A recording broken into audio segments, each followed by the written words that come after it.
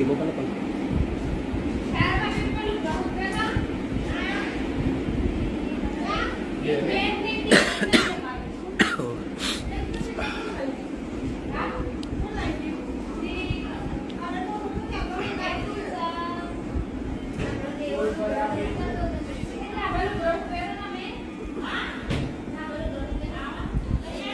હા, કેમ છો મિત્રો? મજામાં?